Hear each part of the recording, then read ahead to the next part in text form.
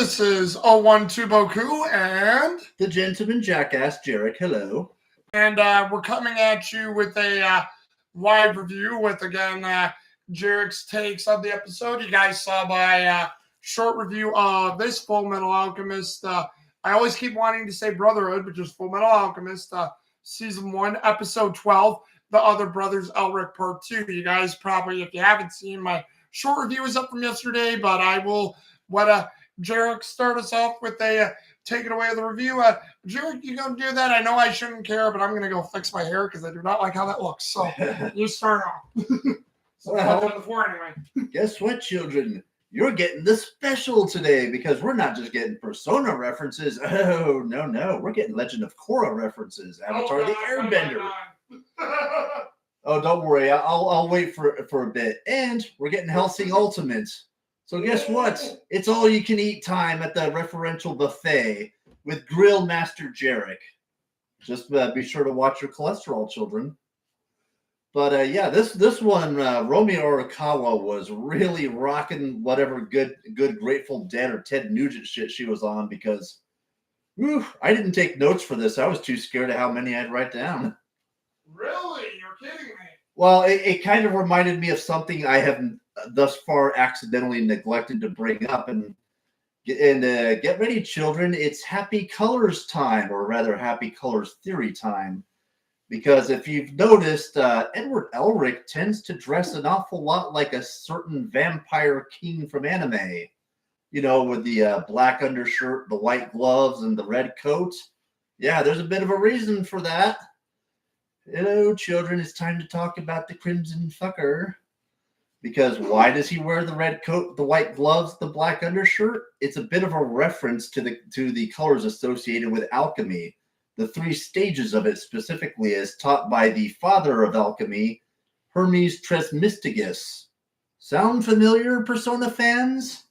Hermes Trismegistus, Junpei Iori, the kid who literally is the first one to get his persona fused with another persona to make a more powerful one after his girlfriend dies. Spoiler warning.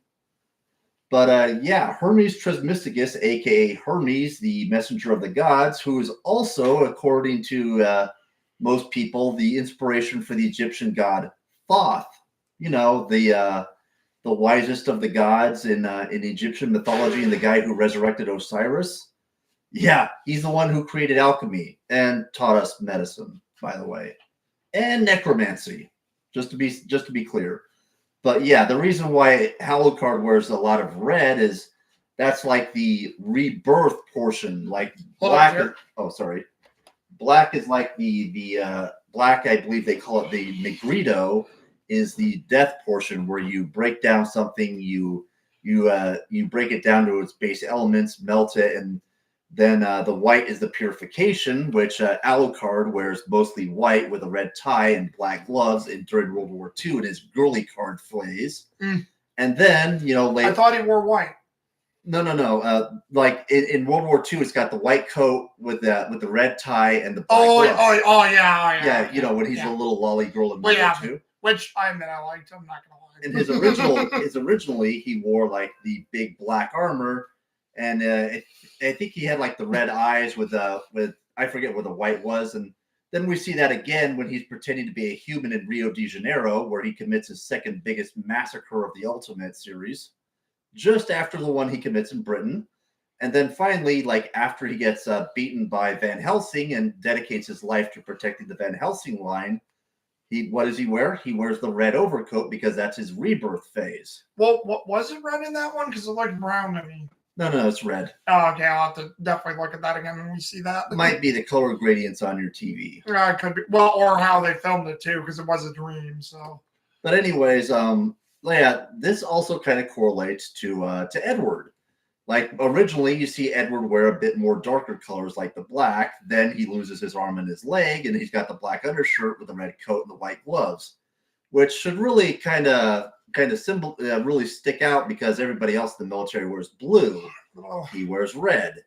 Bit of a reference to the fact that he's basically been reborn, as it were. And also, like those are like the 3 colors of the 3 processes.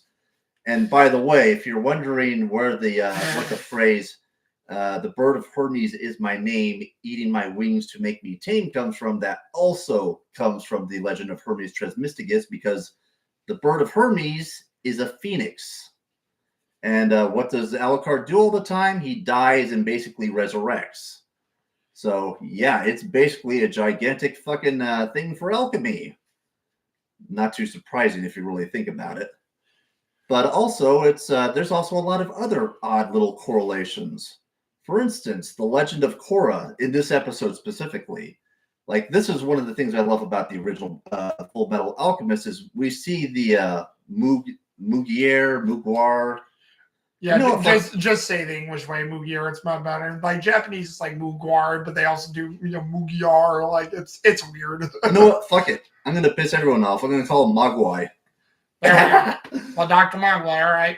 But yeah, Dr. Mogwai, realizing his little meal ticket had a bit of a conscience left over and couldn't be controlled effectively, somehow developed a device that allows him to do artificial alchemy by just feeding it fake red alchemy stones. Which is funny. I called it the made up lantern or cistern thing or well. Well, I mean, that he held. That's kind of what it looks like. But I love it because it reminds me of Legend of Korra when they develop those gloves that give people artificial bending powers. Yeah.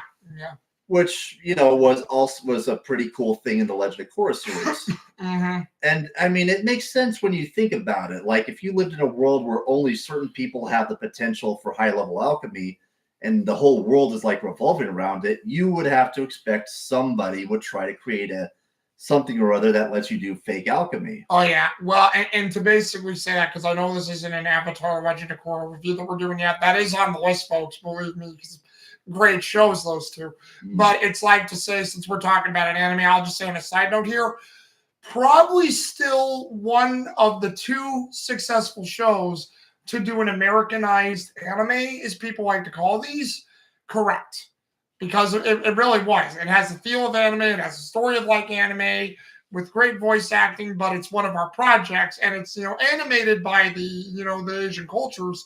So good stuff, but I know there's other good ones out there, but it's probably one of the top shows that people have yet to be, because a lot of them, when you see them, you look at them and go, it's good, but you can see where their stuff was at. But this was the creativity wasn't there. Well, maybe what people didn't quite give Avatar its anime props was because Aang didn't have a big enough harem. That's the problem. He needs a harem. Well, look at Korra. Look how many people shit on her. And I'm like, I actually liked her too, because Aang and Korra, similar heroes, but with differences. Well, yeah. Well, it's kind of funny because both of them had to learn the opposite lesson in a sense. She had to be humbled. He had to embrace what he was. Mm-hmm. Well, because again, he had to learn how to be the Avatar and embrace what she was. She knew how to do everything, or at least in a sense, but she didn't understand the power of the Avatar. And again, how both characters learned that over the case of 3-4 seasons each. Love it. But sorry, tangent. Keep going, Jherick. My apologies. Well, just one last one. And hey, my girlfriend is Avatar Shadowcat Kitty Pride. So you know what? Mm-hmm. Big ups. I like it. Oh, as well. Are you talking about Korra or not Korra? Katara or Asami? Korra.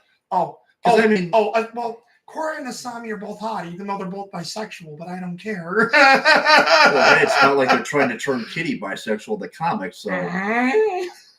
And for Ileana, of all people, it's like, I dated your brother, now I'm dating you. Come on. Yeah, sorry, geek tangent over there. But yeah, no worries. But yeah, again, I like... hockey. Here, let me get him. All right. Sorry, folks. Yeah, careful. Mind my cords. Little boy. I can't live without Jherick. But yeah, I mean, again, it's just kind of hilarious how much alchemy. Go straight for the pillow. I can't. Well, no, I can't. He's like looking at it like, Sorry, go ahead, Jherick. But yeah, it's kind of fun how much alchemy has inspired anime, and really good ones too, by the way. But yeah, and also there's a really great scene in this one in particular that kind of hammers home just Well, keep Oh, going. sorry. Don't mind me. That really hammers home just how much better the world building is in this. There's a scene where the Elrics are talking to the fake Elrics, and you see like an image of a cemetery with like a red sky, black ground, and it really hammers home just how much people are willing to sacrifice for alchemy in order to use and manipulate it for their own purposes, which mirrors a lot of the crazy science that was being done in like World Wars I and II. Yeah. Like the amount of technological innovation we did during those wars was staggering, but the human cost was absolutely nuts. Well, yeah. Well, again, yeah. To talk about the differences really quick, Brotherhood really goes into full force about the connections. The original is a little bit more subtle, but you can definitely see the correlations. And again, I have to say, given that we're deep into the original show, I like how the original was more subtle because, again, because how we discovered what we did about Homer Arakawa, I think we mentioned it in Brotherhood. I looked it up, and then when you read about her background, you're like, oh, so no wonder there's all this World War II because of what the Chinese, the Japanese, what happened with them, and all that stuff. I'm like, I get it, but a little on the nose. But again, it's not bad or terrible, but you've heard me and Jherick already talk about some of the politics that we don't approve of with that because it's like, are you guys going to hold all yourselves accountable or that? But we won't get into that because you've heard it before. But again, we like the subtlety of the original because it focuses on the adventure, what they do, what they see, and to know that simple message, nobody's perfect. Yeah. And I mean, it also kind of really demonstrates the levels of human experimentation, that happened during that time period. Like the one where he met the guy with the automail arm, it's like, this wasn't an accident. I asked for this. I wanted power. Yeah. I mean, there was a lot of shit like that. Oh yeah. What's his name? I forget you're talking about. But the guy on the train. Yeah. And like with this artificer device for artificial alchemy, which looks like a lantern. I love that it's got like the red water inside of it because it's almost like one of those Poe lanterns in Legend of Zelda. Yeah. The ones Grim Reaper, Shinigami traps spirits in. Yeah. Which, given the fact, that we know souls get sacrificed for some of the fake Philosopher's Stones, really hammers home the point of what this is. Like, it's not a device to help save the town. This is a weapon. And when we see him, like, put that stone he just got into it, he turns it into a gun, and it's like, oh, what's the matter? Run out of stones, and then he's just like, no, I've got more. Yeah. Which is like ground up and refined, and also to go along with that, Jherick, since you're on it, with what Mugir was doing. Again, Nash Trigham, who Russell and Fletcher really are, like I said in the short review. Again, we were talking about this. He discovered probably what Central was doing and what the Fuhrer was doing, so he didn't want to do it anymore. He came back to the town. And obviously, I'm going to say that the homunculi were already also talking to Mugir. So Mugir roped him into the desperation of saving the town. And Nash Trigham does it all over again with the red water. And again, that's what gets people sick. That's why the kids start dying and all these different things. And again, the contingency plan is, oh, I'm going to impregnate the women with this water, and then I'll transmute their babies or find a way too. And then I think the exact explanation was, they were gonna allow the town water to basically be tainted by the red water from the mountain, because when the women get pregnant, like the process, the water inside the placenta would naturally crystallize and refine the red water into the crystals. So they would basically let these women get pregnant to harvest the refined crystals from the afterbirth. Well, either way, that's still fucked up and heinous. And it also reminds me that this is kind of a reference to a lot of the very unethical and dangerous mining practices that basically go unchallenged in the name of profits. In fact, there's a great Midnight Oil song about it called Blue Sky Mining, about one of the most infamous, dangerous, and toxic mining towns in Australia. If you happen to be a bit of a fan of like U2 style music, check out the Diesel and Dust album, because that's the one it's on.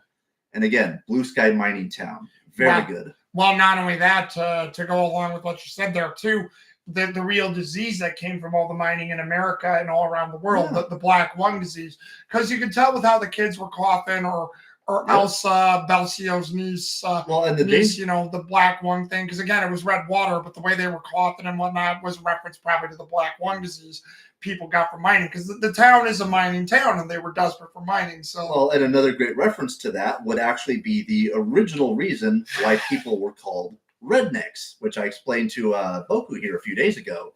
See, it wasn't that you know, you had a bunch of people just staying outdoors; they were all living in a certain area, and their necks got red from the tan. No, what it was after World War One, several of the communities that you know, basically gave up their livelihood to go fight in the war came back, and basically the government didn't have the money to pay them. The mining towns were like, "Oh, we'll pay you, but we'll pay you in our own currency," which, you know, given how fickle the profits for mining companies can be, they were like, "No, we want something we know is going to have value." So they rebelled. They basically took over like the mines and basically stopped working, and even took the weapons and fought back. So the government called down a bunch of, well, initially they just called down like private PMCs or mercenaries or whatever. But when that wasn't enough, they started sending in real soldiers and even started gassing the people to death. And the way they could tell who they were was they had red handkerchiefs around their necks. Hence, they were called rednecks. Yep. Red, and oh, by the way, it's not like we have that problem or had that problem here in Tucson, because if you ever come down here, there's a mountain called Abe Mountain with a huge hole in the side of it. That was from overexploitative mining of copper in that area. Why not to get into it? Like I told you from what my dad said, we're having that problem again now, but you know, we won't get into that sort of politics again. We won't to the say south of us, but oh well. Yeah, we won't say where, but you know, I hear the Appalachian Mountains are lovely this time of year. Not to mention certain neighbors to the north of ours who I think are dictatorial, but other than that, But this episode also reminds me, strangely enough, again of the disaster of the rape of Nanking, because who was the one person who did the most to try to save as many Chinese men, women, and children from being massacred unfairly? A German officer. A German officer was doing everything he could to Schindler's List people out of there to protect as many people as he could. And if you go to Nanking, there's a statue of him, a bust of him, I think in the middle of town to this day, where the people give thanks for this one man trying to save as many Chinese people as he could. Well, that's why to make that reference, because there's the one of Oscar Schindler. But I know before he died, I don't know if they did it yet, but I know there's some Jewish people still trying to push for it. But I forget his name, but there's that unnamed German officer who was in The Pianist, who saved one of the Spillman. And he saved several other Jewish people. They say the reason they're not honoring him is he only saved 14. But those 14 people he saved, he didn't need to do, but they were grateful because, again, this is a German officer saying, you know, these are people too. I get why we're fighting in this war, but what we're doing is heinous. And even though I can't save tons of them, I'm having a heart and I'm doing what I can. And I know he was trying to get a statue made of him in Poland, but I guess the Jews in Poland or whatnot were a little like, because, we didn't save as many. I'm like, still, that's 14 lives that could have been killed that weren't because of his efforts. Well, let's just say we do these things to keep the memory alive, lest we forget and make those mistakes all over again. But, I mean, hey, you can get that lesson from your history teacher. Mm-hmm. But, again, there were a lot of good lessons in this. And, again, with the way he's got, like, the lamp-looking weapon with, like, the blood water in it, or basically the red water from the mountain, kind of also reminds me of the original Green Lantern, Alan Scott, and his little lantern, which was also powered by magic. And, you know, originally, like, the thing it came from was supposed to be evil, but his was, like, the only good part of it. You know, it does look like the Green Lantern thing, except he, instead of having it here, it was on the bottom where he just went like, ah. I mean, hey, it wouldn't be the first time Alan Scott's bopped someone in the head with that thing. Well, maybe he's part of the Pink Lanterns because that water looked awfully pink. But hey, who knows? Let's just say the Star Sapphires can be a little weird sometimes. Indeed. But hey, that's what happens when you date Hal Jordan too long. Ooh. But yeah, you know, aside from that, there was a bunch of other cool shit in this. Like, this is another thing I love about this particular version of Fullmetal was we get to see all the different people who have their own different like branches or aspects of alchemy they study. We saw like the Phantom Thief lady in the Water Town. We saw like the guy in the first episode in that desert town who was using more earth-based alchemy. Oh yeah, Father Cornello. The maid lady with like the air condensing alchemy catalyst. Oh yeah, Lyra. Yeah. Who again that was in the mining town, but this one, you know, we have the fake Elric brothers, and it looks like they use more plant-based alchemy, specifically the younger brother, which is kind of cool because like the way they, you know, this is again another fun Bible reference. I love how, you know, this guy's overusing his little fake alchemy water gun, and it's causing the mountain, the fountain in the mountain to basically collapse. Yeah, well, not just that. I think it was all of them fighting it because, you know, they were. Well, yeah, I mean, they had to chase him into the mines, yeah. and then he. Well, and he's the stupid fucking cannon idiot. yeah, he built a barrier to stop the Elrics. They tear it down. He fires a cannon at them. They build another barrier.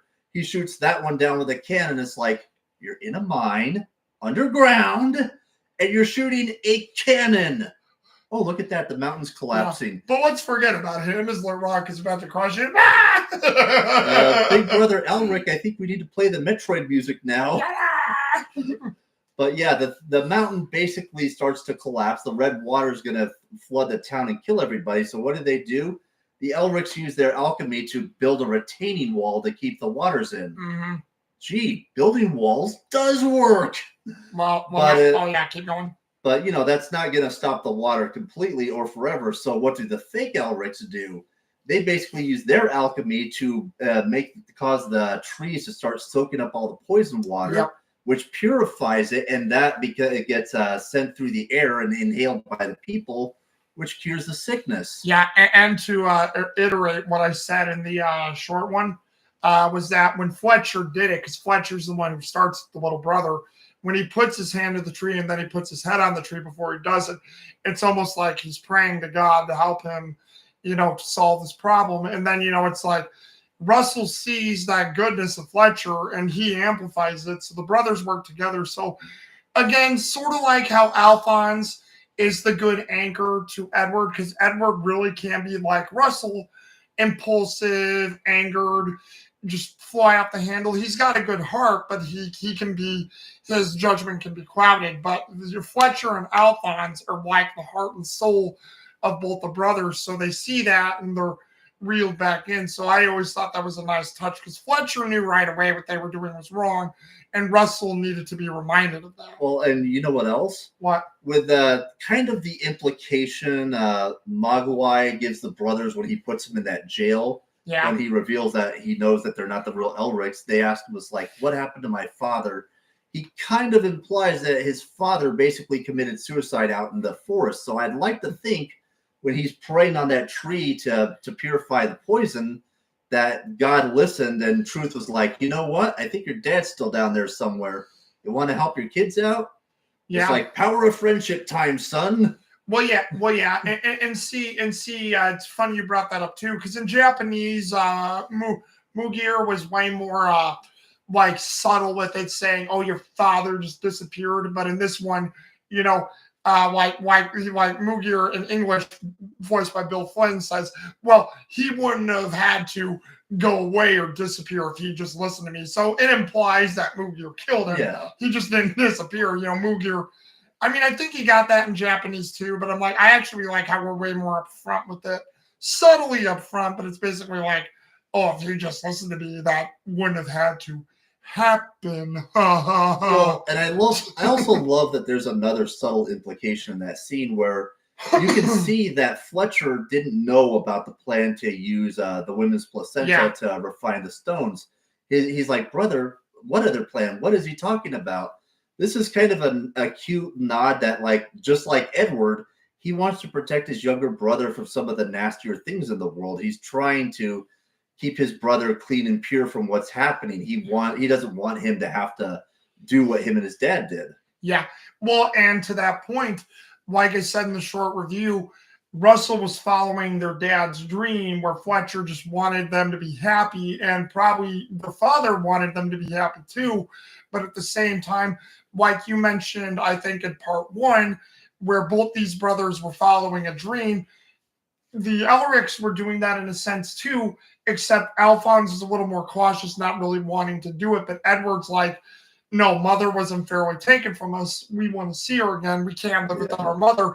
And that was his dream in a sense, bringing their mother back. So both Russell, Fletcher, Trigham, and the Elrics, well, and they are pretty much mirror and mirror, almost neck and neck in possibilities. And going back to that, it's kind of neat. Like at the end, when the Elric, the real Elrics are getting on a train to continue their journey, Russell offers to tell him the crystallization method. Now, I think in the Japanese they kind of played a little bit more straight, but in the English version, Edward says like, "No thanks, that's nice and all, but we'll figure it out on our own," which I think is kind of Edward's coy way of saying, I've already figured out the crystallization method, based on the battles we've had with Mogwai, so I kind of don't need it already.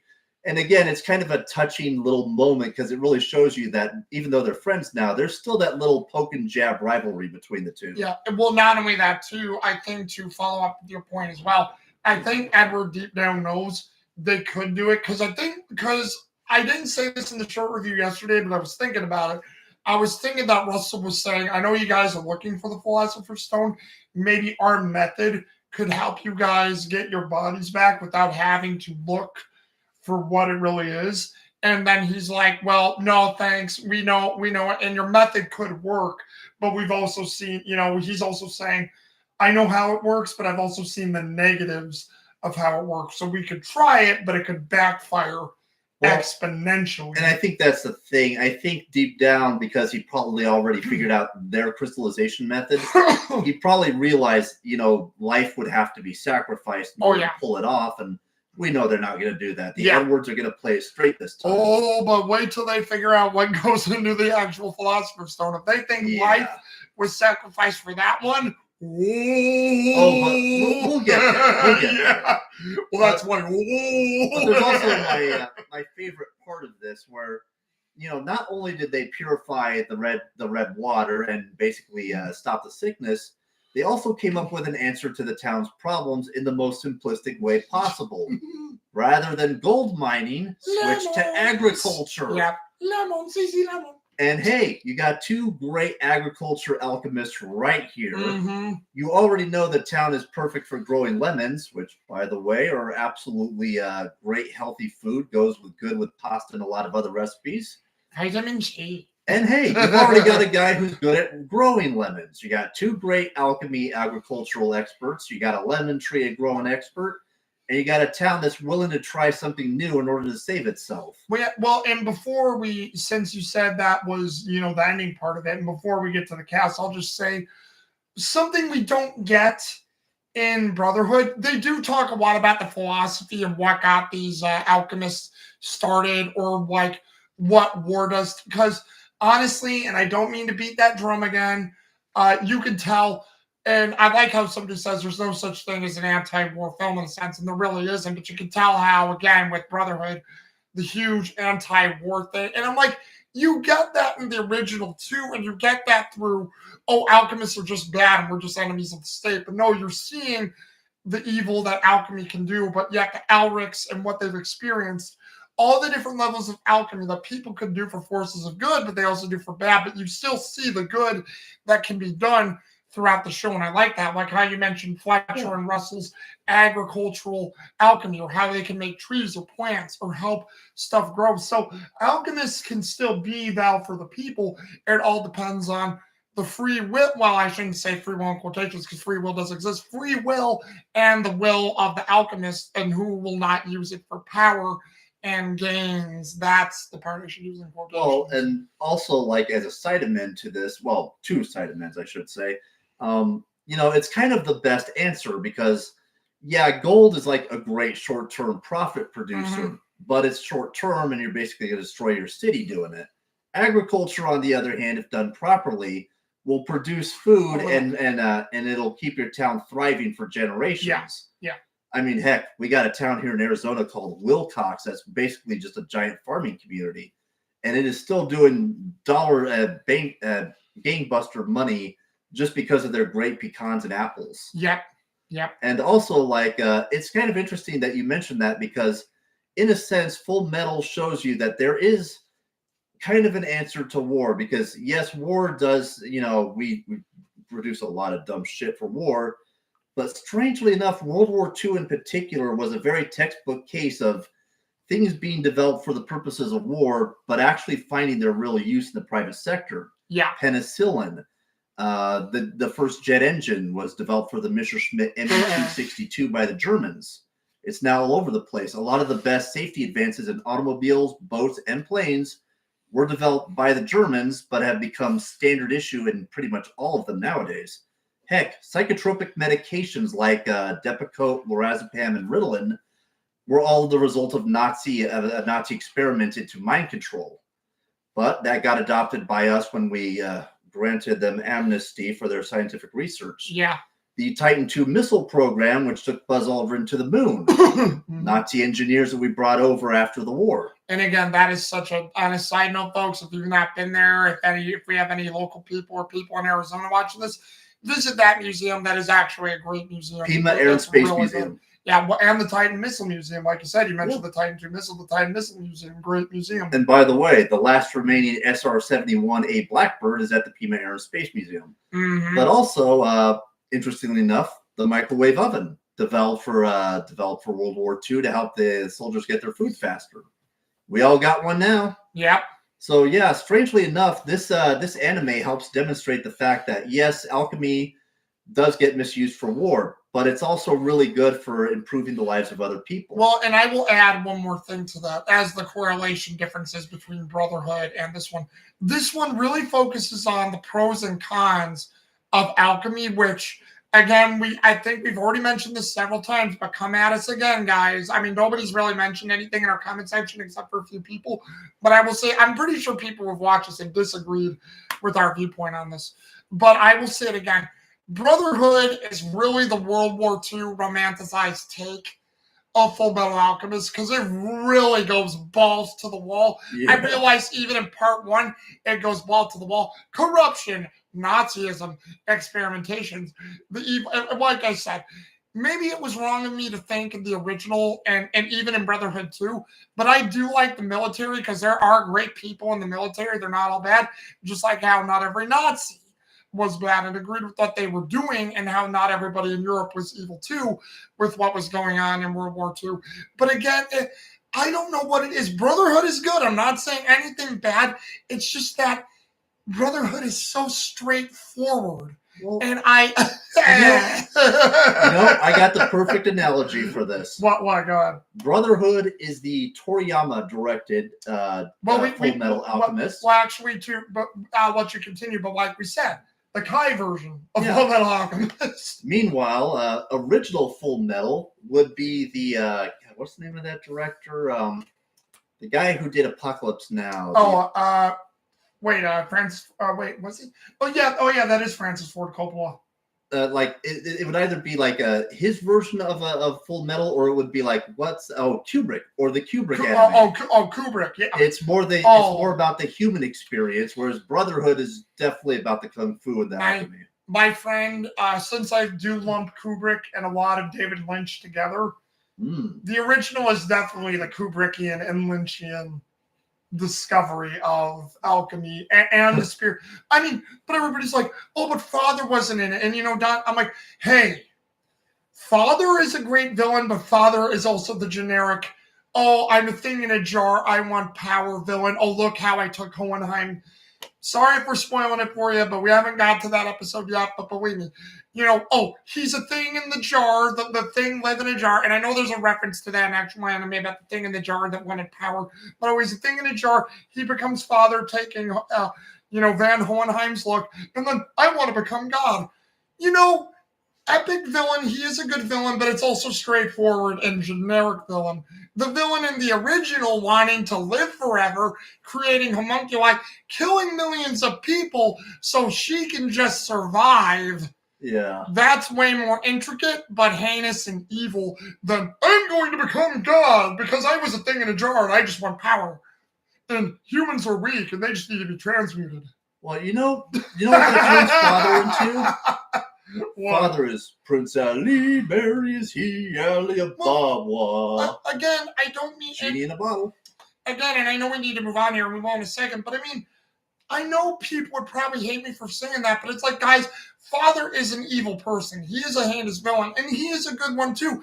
And he's greatly, I know we've only seen him in 1 or 2 episodes, and he's greatly voiced by, I forget the Japanese actor, but he's also greatly voiced in English by Kent Williams. And not trying to diminish Kent Williams, but I'll mention it here.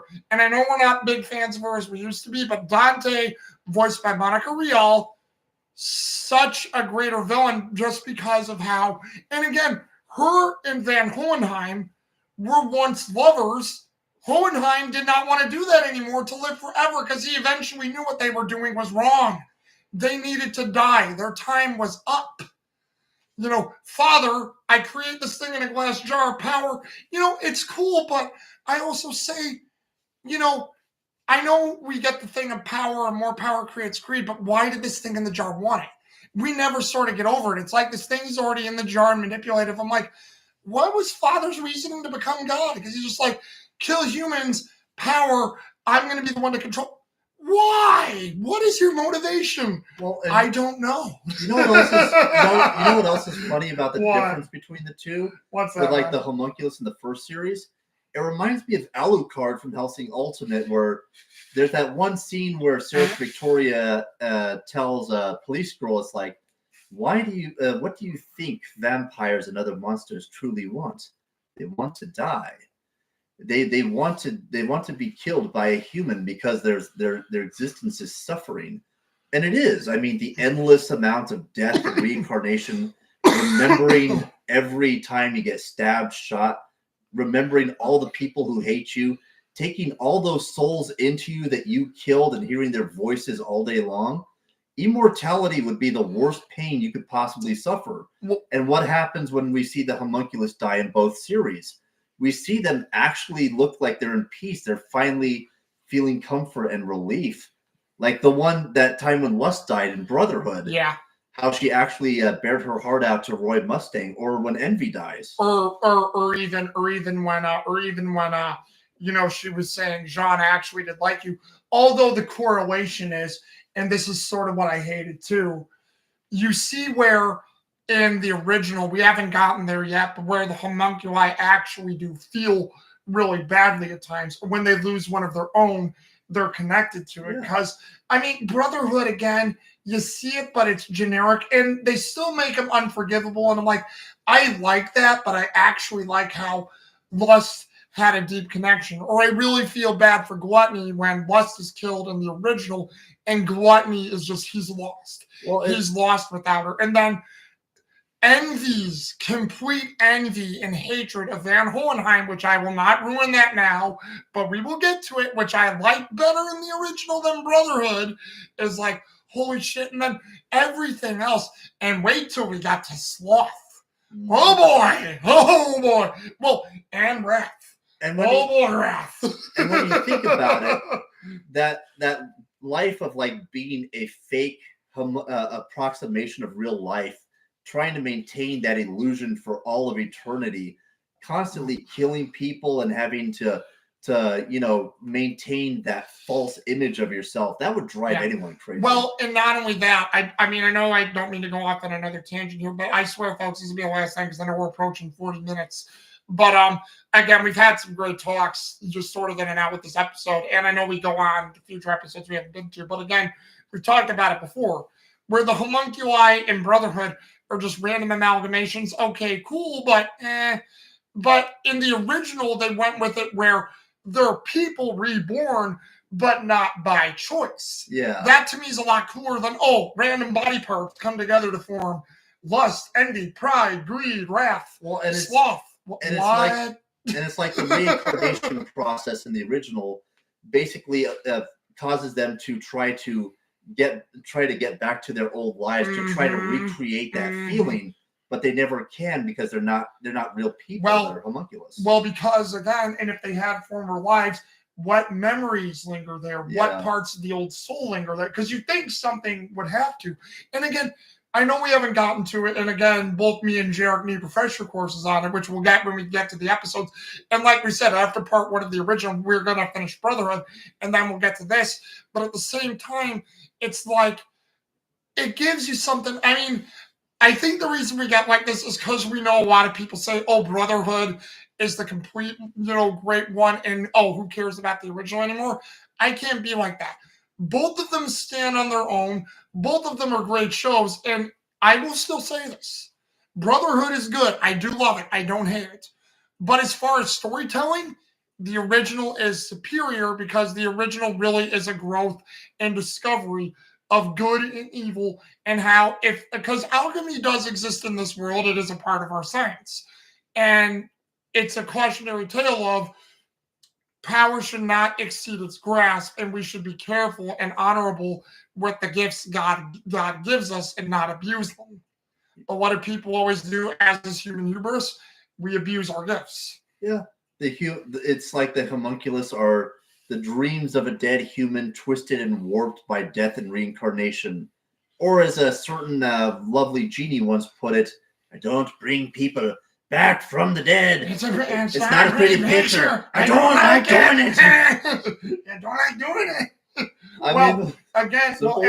And because we recently saw Alien Romulus, Dante could really be a configuration of what Weyland-Yutani want to do, have a weapon, but also from Prometheus and from Covenant, Weyland not only wanting to use this as a weapon, but also wanting to find a way so he doesn't die because he's afraid of his own mortality. Hey, look, everybody! We found black pudding. I wonder how it tastes. God, I know that one person was desperate. I forget her name, but why did she have to inject herself with that? But we won't get into it. But Romulus was a good movie, folks. That was way better than I thought it was going to be. But okay. Character time, since we're now at 41 minutes. But no, that was a great conversation, Jherick. But who were your characters in this one, Jherick? It's for once, it's kind of a tie for first place between Edward and Russell. Real Elric, fake Elric. Yeah, he really liked Russell in this one, but I can understand. This was a great performance from Justin Cook, who was also on my let me give his Japanese counterpart, Kosuke Okano, and since he mentioned Edward, Vic Mignogna, of course, awesome as always, and Romy Paku, awesome as always. And of course, number 2 is going to go to Mogwai, who is just the most deliciously camp bad guy we've had in a while. Well, again, because what I liked about it is we don't get much of Mugir in part 1, but when you see him in part 2, voiced by Bill Flynn and Takayuki Godoy. Takayuki Godoy was great and deliciously evil, but oh man, Bill Flynn in English puts so much more spin and bile into it.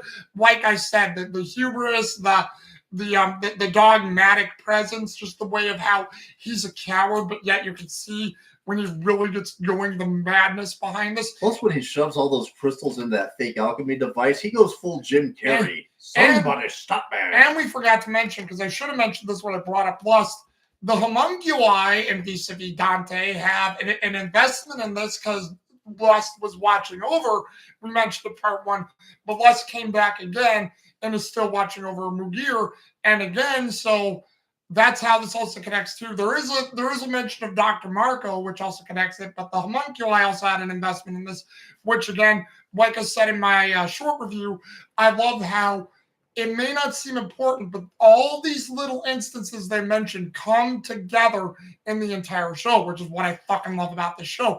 No episode is unimportant. We're just like, oh, they did that in Brotherhood too. I'm like, I know, but when you say the original show didn't do it, it was just filler. Wrong. Plus, I love the fact that Lust is having a good time trying out all the cute outfits in every town she goes to. Oh yeah, that gypsy outfit she's worn ever since we first saw her. She's fucking hot in that. Well, dude, when I saw her wear that, I'm like, I need to hear her sing that Cher song for the 70s. Gypsies, tramps, and thieves, we hear from the people of the town. They call us. I'll say it too, because I did give a little nod from mine to Lust too, and Yuko Sato, her voice is great too for Lust, but oh man, Laura Bailey, I love your voices, Lust always. Laura Bailey, I mean, Don't think me weird, Laura Bailey, but you sound so hot as Lust. But I mean, I always love your work as Lust. Well, you just followed number 3. Well, hell, she would have to, because if your character's name's Lust, you would have to probably have a bit of sex appeal to the character. Well, I mean, otherwise, come on, why are you Lust? She's Bayonetta now. How could she not be Lust? I forgot you told me Laura Bailey was Bayonetta. So yeah, that would make sense. So yeah, but yeah, you mentioned Bill Flynn. Well, and anyone else besides that? Well, I mean, again, like I said, Lust is number 3 because, yeah, she only shows up for a little bit in this, but she keeps stealing the scene every time. Oh, well, because she basically threatens Mugier. It's like, well, you better be careful with those Elric boys because any mistakes. She doesn't say it in Japanese, but in this one she says it'll be your last. But in Japanese, she says, oh, this will be your, like, one thing to do. But it's like, it doesn't sound like she threatens his life, but I think it's implied. But in English, she basically says, no, this is your last chance, or And I mean, again, the way she can go from like playful and minxy to threatening and without raising her voice, but just getting a bit of a lower octave while still sounding sexy, but knowing that don't want to mess with you. And again, like, this shows why she's the new Bayonetta and the old one got the pink slip. Just saying. Ooh. Well, basically, I won't mention my characters because I mentioned them in the short review. Plus, he mentioned everybody that I said. I will give again a nod to Justin Cook again, Russell, Justin Cook, Kosuke Okano, because again, when he learns the truth from Mugier about his father, Justin Cook putting that fear in his voice and saying, what happened to our dad. And again, like I said, I know Fletcher was more sad for his brother, but I'm pretty sure he was sad for his father. But that's how connected Fletcher is to his brother. And again, for Russell being that connected to his dad's dream, that was crushing, and Justin Cook nailed it. And again, I really think Justin Cook, this is why I love him as an actor. A lot of people just know him for Raditz. He was in a lot of other things, and for Raditz, this, Yu Yu Hakusho and stuff. It's like Justin Cook is actually a great voice actor, and this is why I always love giving him his due credit, because I don't think enough people give it. And I love you, Justin Cook. You've always been a great guy to me. Well, I mean, hey, justice for Raditz, Team Moscow X all the way. Oh yeah, Moscow X, I would say, a nod to you guys, trademark, so we don't get knocked with anything. Yeah. But yeah, any final thoughts in the episode, Jherick? Well, I mean, aside from everything else we mentioned, I have to give a quick nod to the younger Elrics, both the real and the fake, because again, they convey the heart, the emotion, and again, this is what happens when you get kids who can voice act. I mean, God dang, Al, Fletcher, really good performances, and it's just this episode, the older brothers did take it because they had more screen time. Yeah. Mogwai was just being the little gremlin he was born to be. And Lust, well, I mean, come on, it's Laura Bailey. I had to. Well, yeah. Well, and again, I'm glad you mentioned that, because I did mention in my short review how Avery Williams acting. I mean, I know I sort of said he was on the low end, and I think, since you mentioned it, what's the Japanese counterpart? Minako Arakawa, who did the voice for Fletcher in Japanese, I still think was the greater voice. But like I also said yesterday, I did give the nod to Avery Williams in part 2, because Avery Williams did raise his acting level, I think, for the second part, because he didn't sound as like low or boring. Not to say that was his fault, because when you're getting actual kids, not all kids can be Shakespearean or dramatic actors. Well, and this is like Aaron DeSmook, he's really good. But I think they said Aaron DeSmook was on Broadway when they hired him for, Fullmetal Alchemist. I think I've learned that in the audio commentaries when Aaron DeSmook was right from Broadway. So I don't know where they got Avery Williams from, but still, Avery Williams did a great performance. Aaron DeSmook is always well. This is another reason why I like this particular one a little bit better, because we get to see these people grow as voice actors in real time watching the videos. Like Vic Mignogna was already really great by episode 1, but by this episode, his subtlety and his cadence is absolutely skyrocketing. Mm-hmm. We see the same with Avery Williams, Laura Bailey. Yeah, everybody is going from like good to just god tier, and it's amazing to see it, like the progression. So I'm looking forward to more. Well, again, that's the point of when you do these shows, because again, none of these shows are done in order, but you can tell how when they do these, the level of cadence, how they do it, what they bring out. It's so good. So, I mean, again, I agree with them on that. But again, these thoughts are just ours. What are your guys? And I mean, these are our final thoughts. And like I said, it's a great episode. to get going. It really opens up more about the Philosopher's Stone. We know the homunculi have a continued interest. And now we know that, again, the Elrics also see, I didn't say this in the short review, but the Elrics also see, again, more of the good parts of alchemy than the evil. Because they keep getting thrusted in evil, but there's always, as God does, the light that shines through the darkness that shows you that good still exists in this world, which is excellent. Because, again, I'll say it again, guys, in final saying. For anyone who said that the original had tons of filler, no. You guys need to go back and rewatch it. Every episode connects something to it to lead the story to the next part. No episode is wasted. There may be goofy ones, there may be fun ones, but again, if they didn't get it from what's-her-name, even though that was a goofy episode with the Phantom Thief, if the Phantom Thief never told him to go to Xenotime, they would have never discovered this here, and they wouldn't have learned about Marco. But hey, if they ever did a crossover, Phantom Thief dating Kaito Kid, why not? Well, again, there is a Phantom Thief in that one video game, but different type of Phantom Thief because she had bunny ears. There's kind of like 6 of them, but you know, and one Who's of them counting? and one of them just happens to be a puss. It moves. Well, I'm just gonna say the quote from Star Wars without saying it all the way. Who is this? What's your operating number? Hey, More conversation anyway. You really want to blow anime fans' minds? Not only is Morgana in Persona 5 a puss, it moves. He also turns into a cat bus. Well, I will basically say, guys, thank you for sticking with us for an hour. If any of you want to watch it this long or whatnot, if you do, we appreciate it. But yeah, great review, Jherick. We will see you guys again.